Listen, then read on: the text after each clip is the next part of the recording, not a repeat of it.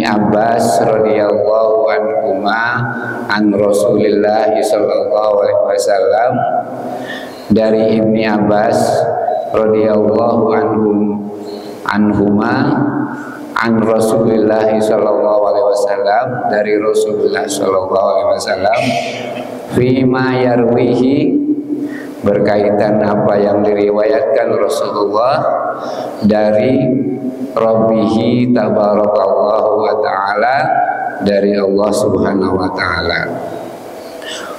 Qala, Rasulullah sallallahu alaihi wasallam bersabda, innallaha ta'ala katabal hasanat wasayyi'at.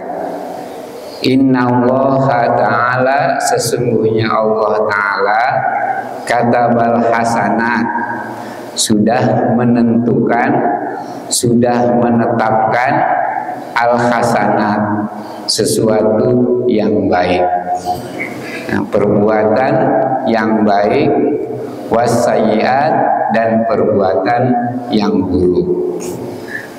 Innallaha ta'ala katabal hasanat wasayyiat, sesungguhnya Allah sudah menentukan, sudah menetapkan mana perbuatan-perbuatan yang baik dan mana perbuatan-perbuatan yang buruk. Sudah ditetapkan oleh Allah, ya, baik dalam Al-Quran maupun dalam sunnah Rasulullah SAW yang disampaikan oleh Nabi kita Muhammad SAW. Jadi sudah dijelaskan mana yang baik dan mana yang buruk. Summa bayyana zalika, kemudian Allah menjelaskan tentang mana yang baik dan mana yang buruk tersebut. Faman hamma bihasanatin, dan barang siapa hamma bihasanatin, yang berniat atau yang bermaksud bihasanatin, melakukan kebaikan. Siapa yang bermaksud atau berencana bihasanatin, melakukan perbuatan yang baik, falam ya'malha, tetapi dia tidak jadi melakukan hal yang baik tersebut, kataballahu indahu hasanatan kamilah, maka Allah tetap akan mencatatnya satu kebaikan yang sempurna. Jadi kalau kita mau berencana, bermaksud melakukan kebaikan tetapi nggak jadi, maka tetap kita sudah dicatat satu kebaikan. Contohnya begini, nanti malam saya mau tahajud,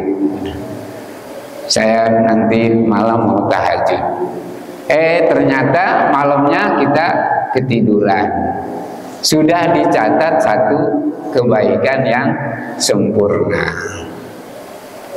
Contoh yang lain, besok saya mau sodakoh, mumpung ada uang,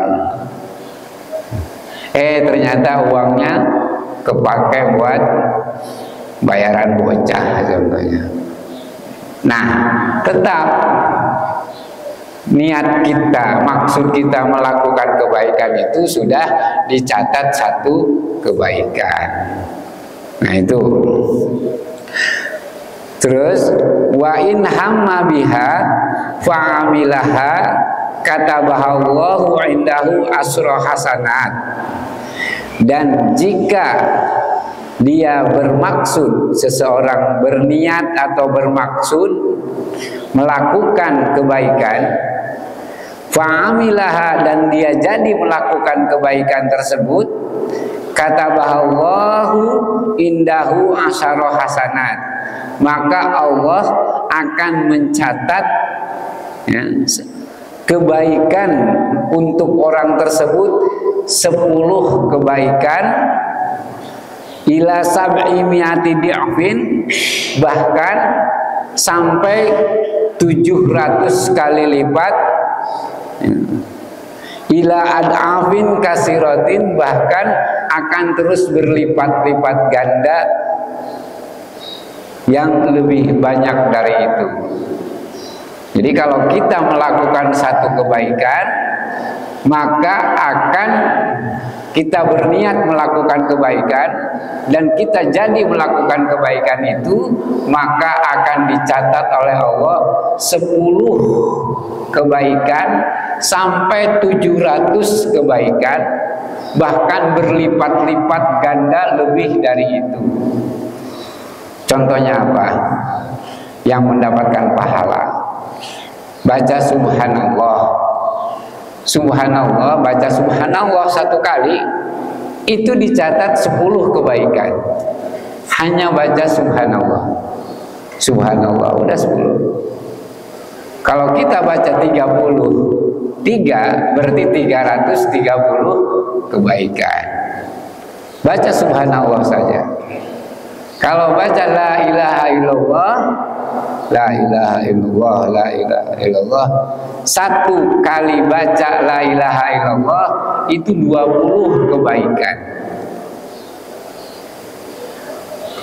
Nah, kalau kita anggap kebaikan itu contohnya mobil ya, atau emas 1 gram, kita kan nggak tahu kebaikan apa yang akan diberikan oleh Allah nanti di akhirat. Kalau kebaikan itu contohnya dikonkretkan dalam bentuk emas 1 gram, kalau kita baca subhanallah aja udah 10 gram. Kalau 33 udah berapa gram?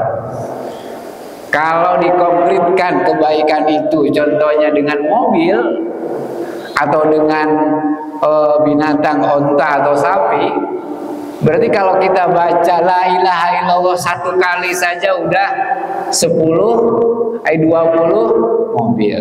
Nah, itu berlipat-lipat ganda. Itu baca la ilaha illallah. Nah, kalau baca alhamdulillah itu 30 kebaikan.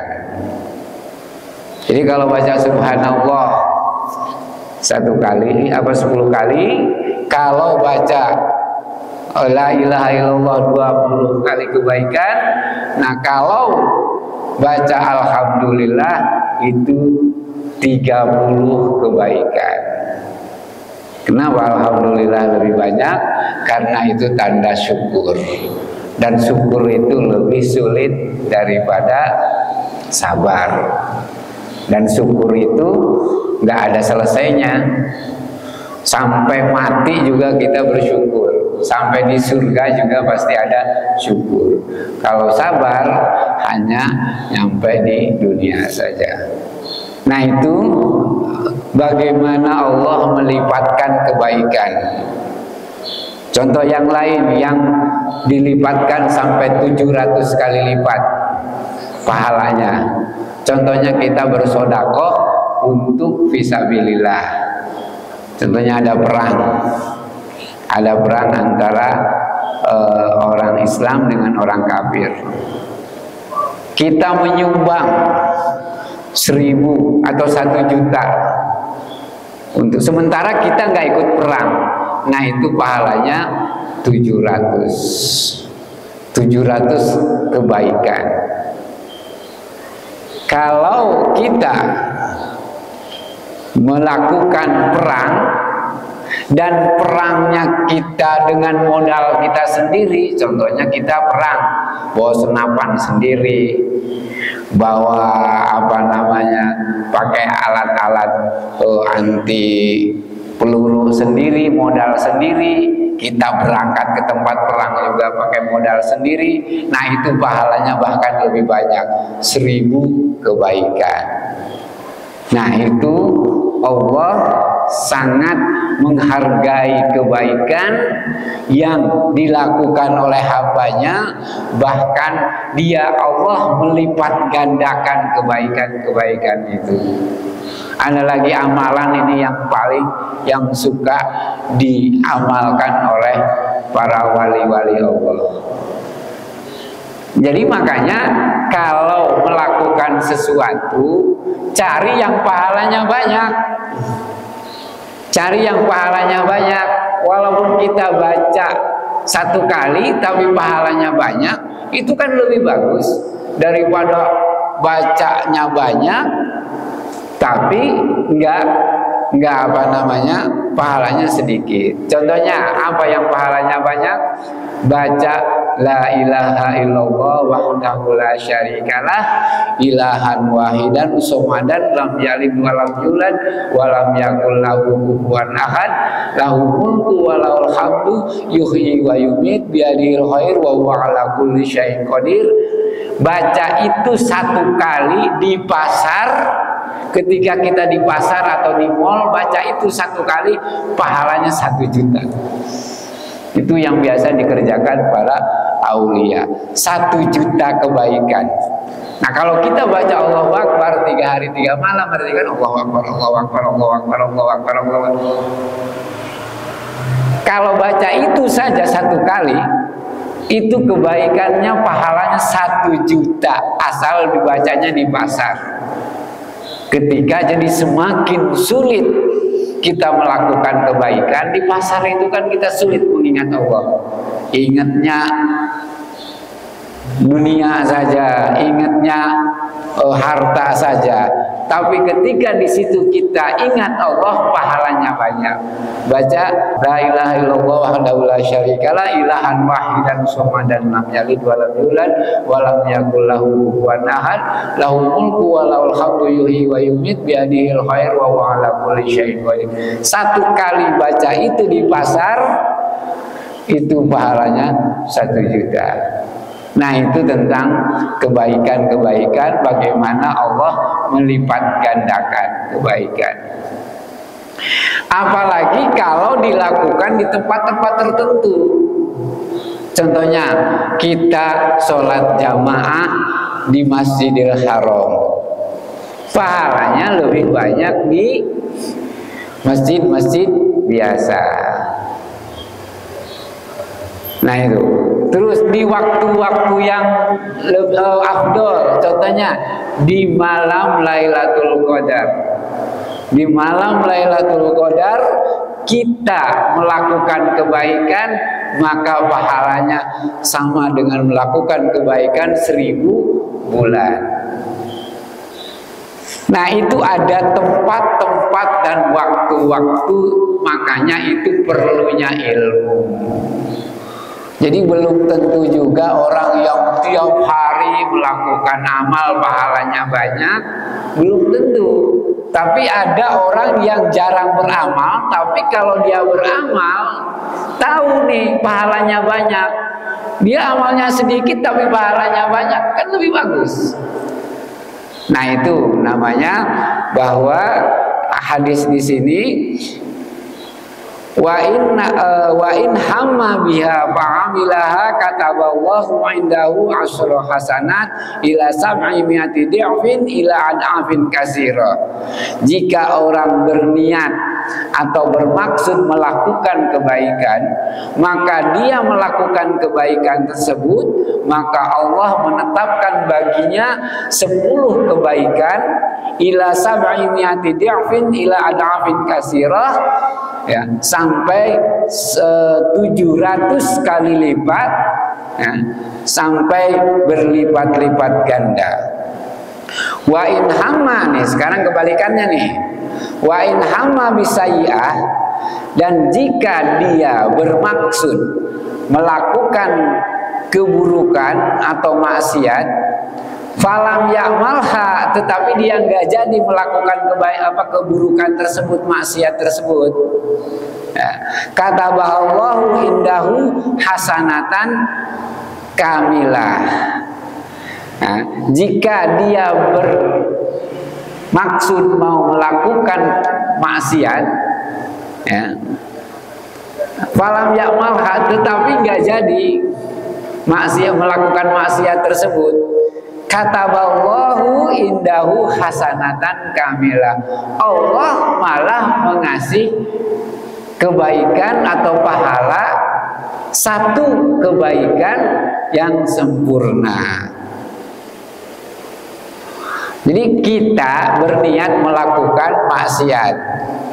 Besok saya mau, contohnya mau merampok, nauzubillah, tetangga contohnya.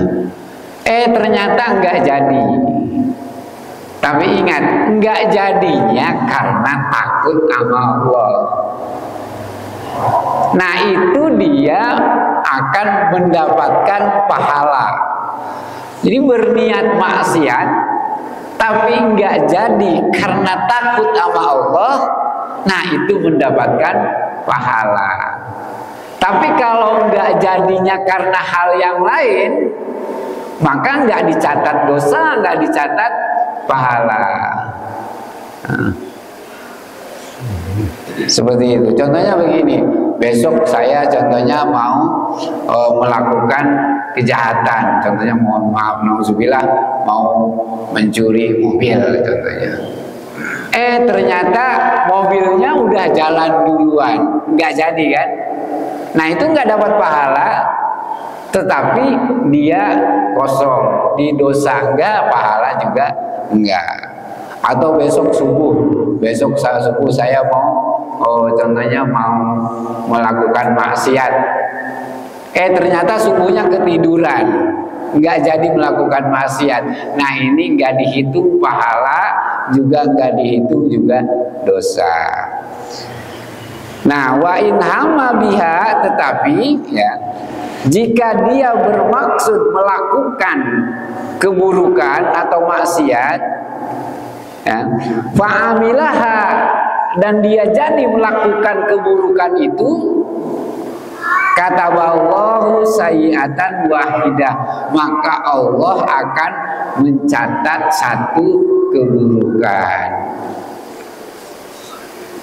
Jadi kalau kita melakukan kebaikan diganjar pahala 10 sampai 700, tapi kalau kita melakukan keburukan maka di dosa kita atau kita dicatat dosa kita hanya satu keburukan atau dosa satu. Jadi itulah maha agungnya, maha lembutnya Allah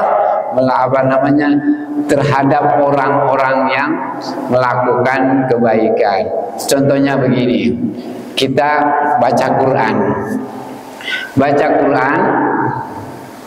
ya, tanpa kita nggak punya wudu dan kita nggak paham maknanya, maka itu pahalanya 10 kebaikan.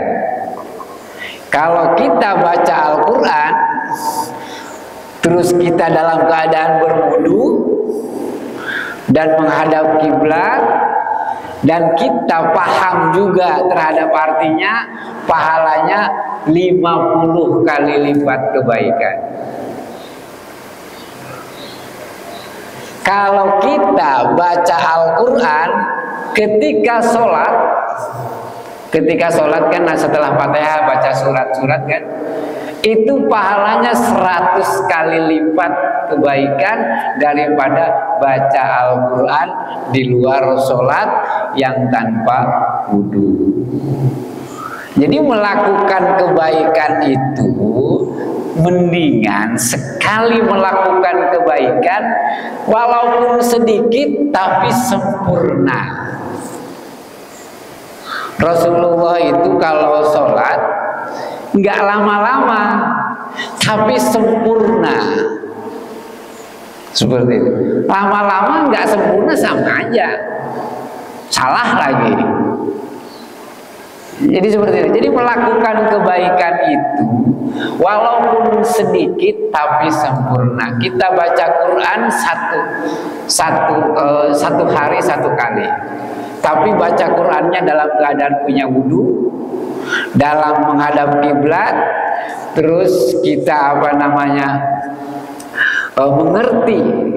mengerti artinya, itu pahalanya 50 kali lipat daripada orang yang membaca Al-Quran tanpa dia punya wudu dan tidak paham artinya. Ma'asyiral muslimin rahimakumullah. Jadi melakukan kebaikan itu harus dengan ilmu sehingga kita tidak capek tapi pahalanya banyak. Itulah pentingnya ilmu. Contoh yang lain apa namanya? Kita melakukan sholat sunnah.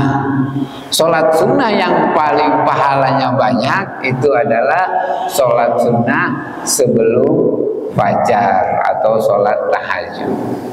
Nah itu pahalanya lebih banyak daripada sholat-sholat yang lain. Tempatnya juga begitu. Tempat sholat sunnah di tempat yang banyak orang, di masjid, di banyak orang, itu pahalanya nggak banyak.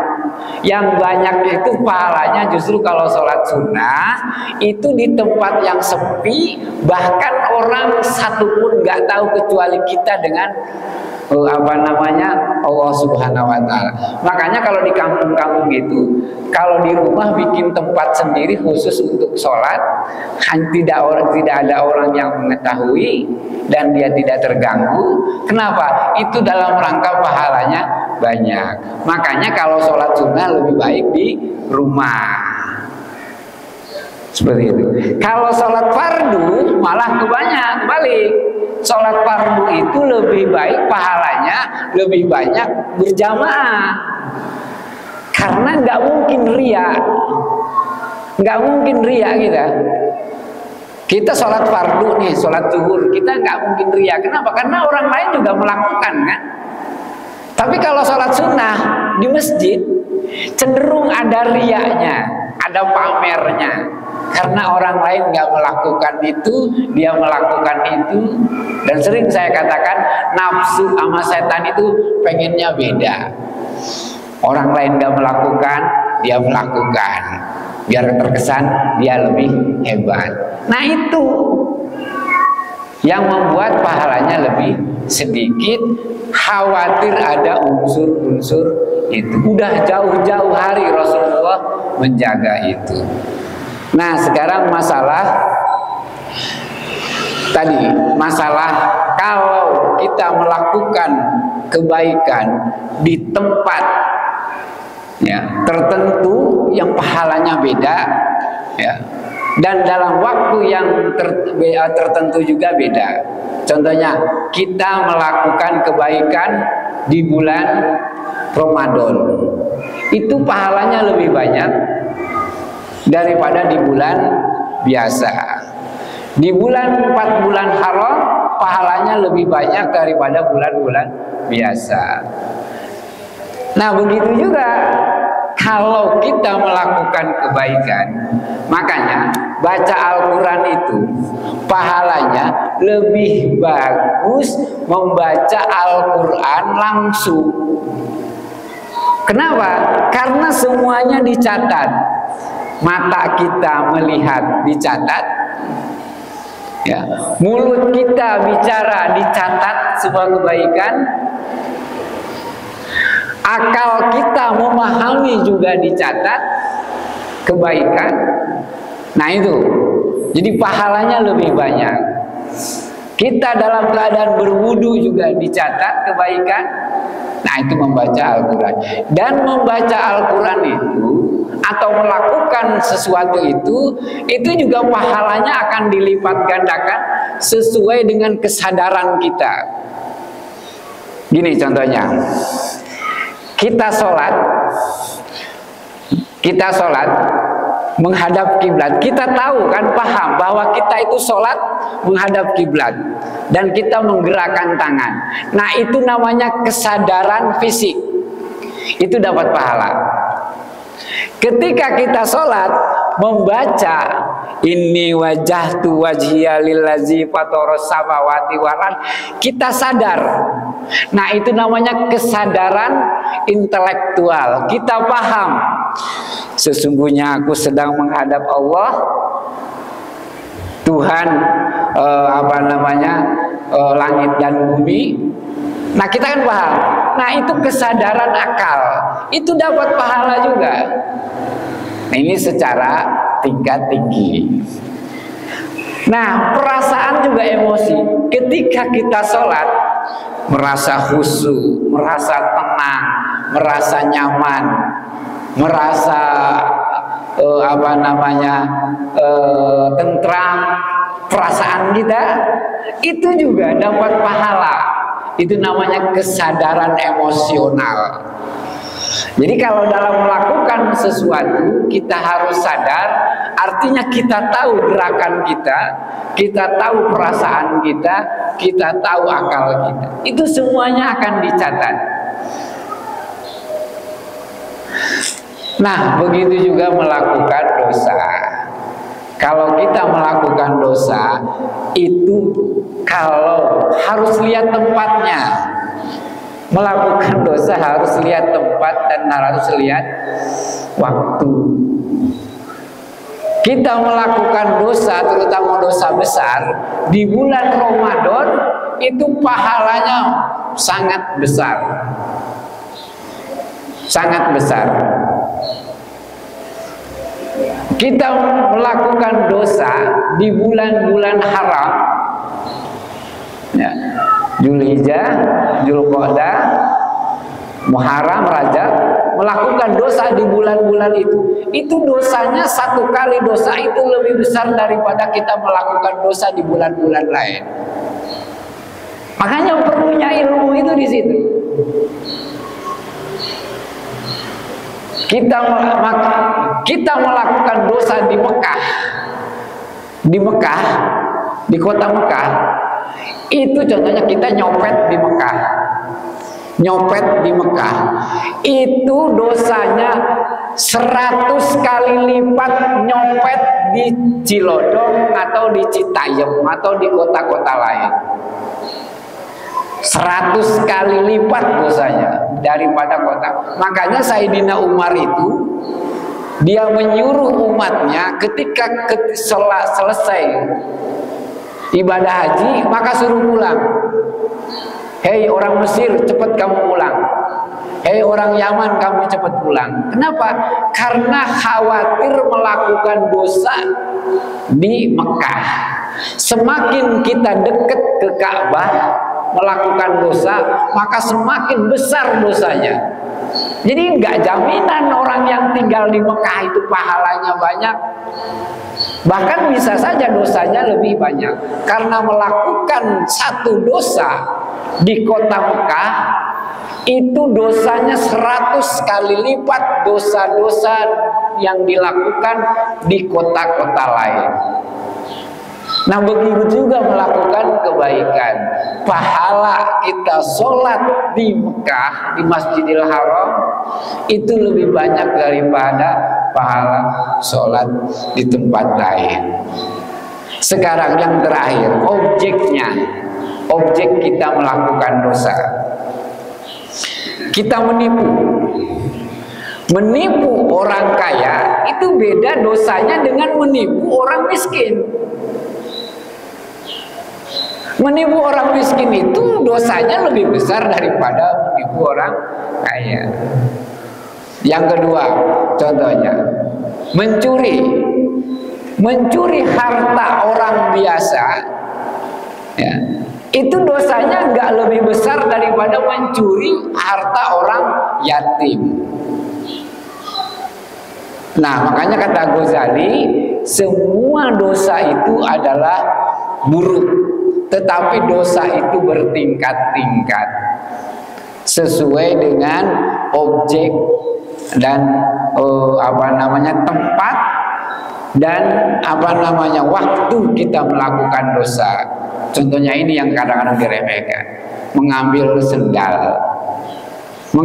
sendal di masjid itu jangan diremehkan. Dosanya lebih besar daripada dosa mengambil sendal di pasar. Karena kenapa? Karena masjid itu beda tempatnya dengan pasar. Jadi harus mengerti. Nah ini di sini makanya dikatakan sesungguhnya Allah sudah menentukan kebaikan dan keburukan. Ya. Barang siapa yang berniat bermaksud melakukan kebaikan sementara dia tidak jadi melakukan kebaikan itu, maka dia mendapat satu pahala tetap.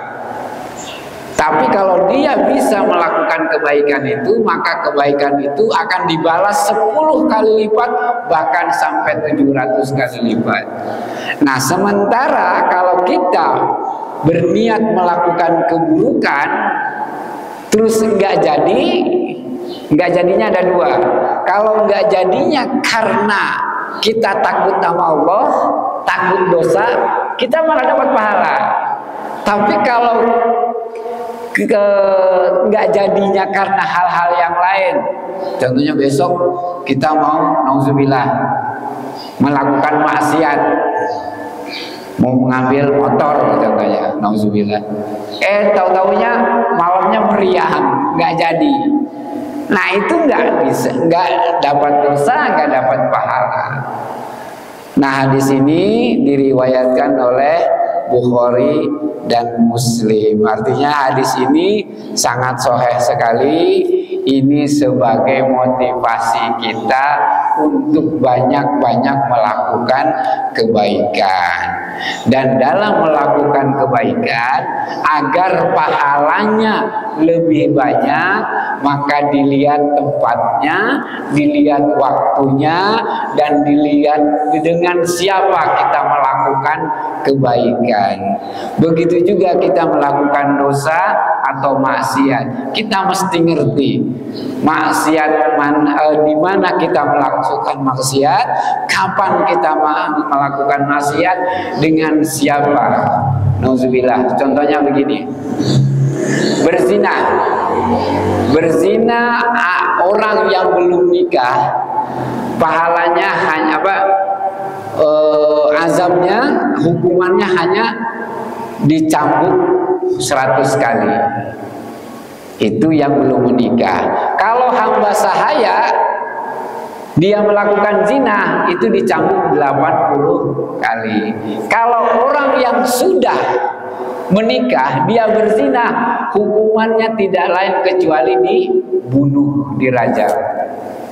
Dosanya besar. Sama juga berzina dengan orang lain, dengan orang jauh, itu dosanya 1 kali zina. Tetapi kalau berzina dengan tetangga, itu bandingannya 40 kali dosa dengan berzina dengan orang yang jauh. Berzina dengan keluarga, contohnya nauzubillah incest ya, dengan saudara, dengan mertua, dengan nauzubillah, itu dosanya malah lebih banyak lagi, bahkan termasuk dosa besar yang tidak bisa diampuni. Nah itu, jadi Allah sudah menentukan mana kebaikan, mana keburukan, dan kita mesti ngerti itu, dan kita mesti harus dipilah-pilah.